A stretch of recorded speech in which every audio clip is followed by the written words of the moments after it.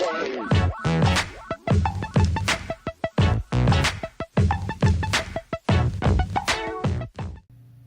everybody, it's Adam. Welcome back to the channel. Really appreciate you guys stopping by. Forgive any barking that you might hear. I know I say that pretty often, but we've got some pretty high winds and the dog doesn't really, well, he doesn't really care for it much, but he's doing okay. He's just a little bit of a stressor. So I want to start this episode out actually by saying and giving kudos to the Versatile Anomaly podcast again. Now, I had mentioned them back in my episode about the gaming podcast that I'm listening to, and actually since having adopted a new game system, the number of podcasts has increased, so I may have to revisit something like that and kind of append to that list. But the guys over at Versatile Anomaly have done some amazing things with their audio lately, and I've got to give them props for actually trying and striving to make their podcast that much better, right? I love seeing it whenever people who are creating are able to actually kind of up their quality of production, and I hope that at some point in time I can do the same thing as well, because I noticed in the last episode my audio wasn't all that great, and it could have been because of background noise, it could have been because of any number of reasons, really. So I am hoping to do the same thing here before too long, maybe actually have a mic that I can talk into to make it a little more clear and crisp while I talk.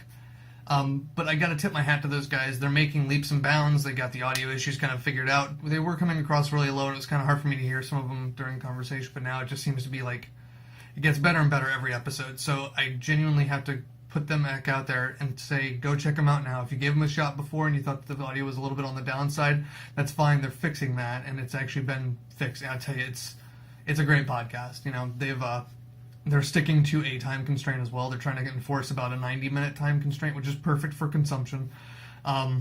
So I gotta say, well done, guys, to those guys out there, and keep up the great work for that. In the gaming world wise, the wife has picked up and been playing her Switch off and on whenever she can. This week for work wasn't the greatest. Next week is a little better. I think she has a couple of days off, about 3 or so she'll probably end up picking it back up again and playing some more. She hasn't started Breath of the Wild yet because she's been really enthralled with Mario Kart still. She's really liking it. And she also has been playing It'll Do 2, but I guess it's It'll Do 2 Plus. So she's been really enjoying those quite a lot, and it's been great to actually watch that kind of progress. I've been playing as much as I can, really, here and there, just in between, duties here around the house, trying to get some laundry done and make sure the food's good to go, whatever else. But for the most part, I've been playing Minecraft, and whenever I do, I play it actually on the PC. I've been playing Tekkit Legends, which I think there's video number 3 just came out yesterday, which was a unfortunate event where the video on demand from Mixer actually ended up getting lost, so I had to do kind of a catch-up. Other than that, I ended up picking up Stardew Valley, which the first 40 minutes I was not wholly sold on the game, and it was only because there was just a lot going on, it seemed, and it almost expected a lot of me to know what the heck I was doing, and I just didn't. It wasn't until I had loaded in the second or third time to give it a shot that I noticed that it actually comes up with a screen that shows you what the controls are. Excuse me.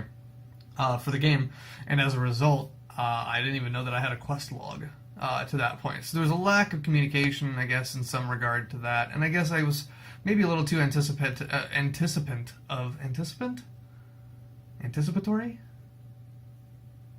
I anticipated too much, basically, that there was going to be some sort of a almost tutorial level, as with most games tend to be whenever it's like controls of some sort. The controls are very simple, don't get me wrong, but I kind of expected some explanation that was a little more clear about what to do and what to go with. But I've got now, I think I'm on day 7, spring, year 1, something like that, and so, or maybe day 10 or 11.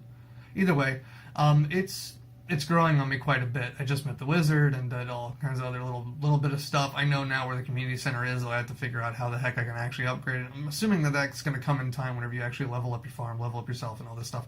So, we'll get to that at some point, but it is a really great, relaxing time killer. It's just relaxing music. There's no real stress about what you have to do or what you should be doing. There's no... It's a nice, relaxed and chill game, and I actually quite like it so far. So, from my initial reaction of not caring for it much, it's actually been altered quite a bit to really liking it. And the moment that happened, actually, was whenever they said, you're now a farmer level 1, and I was like, I want to unlock everything.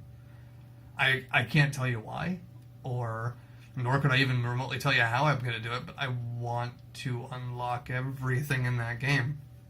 So it's going to be a great one that actually has a lot of longevity. And for $15, again, I just don't think you can beat it. Played some Mario Kart as well, just going through the 50cc races, and jumped into a 100cc cup and managed to win that one, but still just kind of going in order. Going to try to 3-star all of them consecutively if I can. That's kind of about it. I've just been, work has been kind of doing its thing, but mostly it's been a lot of Minecraft and Tekkit, I guess. Mostly Minecraft.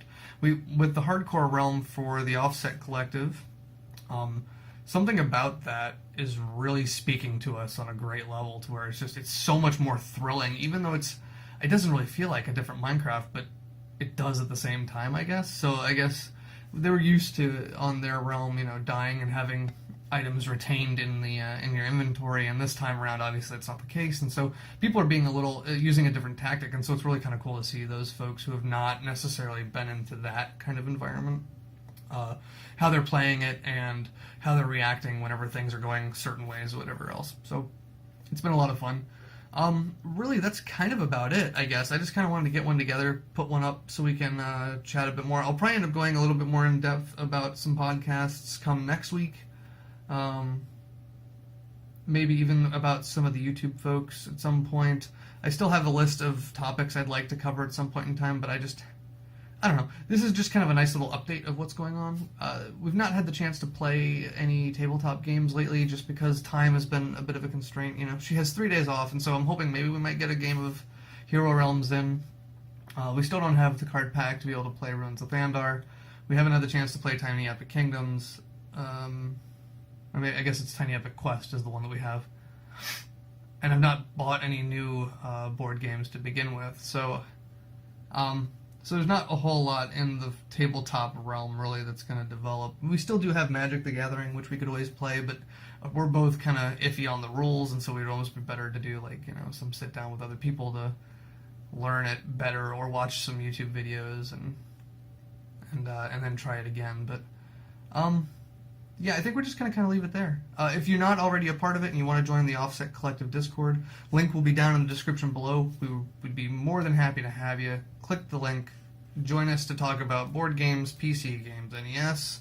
Talk to us about Xbox, PS4, anything gaming or anything nerdy. If you just want to chat with people, just come hang out in general, and just come join us. We try to keep things light, friendly, and fun, and we're gonna try to expand a little bit more if we can. We've gotten a couple new folks join in, which has been great to have them. And come join the conversation. Come have some fun with us. And we're gonna keep it friendly, fun, and try to make it positive, right? So everybody, thank you so much for taking the time. Thank you so much for any feedback you might want to give. If you want to, you can always direct message me feedback onto the Discord. Things I might need to tweak. I'd really appreciate any feedback or anything like that. If you have any comments, if you would like to leave a thumbs up, if you know somebody who might like the channel, point them my direction and tell them to subscribe. I would really appreciate any and all. Follow me on Mixer, description down below, and I will talk to you guys later, all right? Take care, everybody. See ya.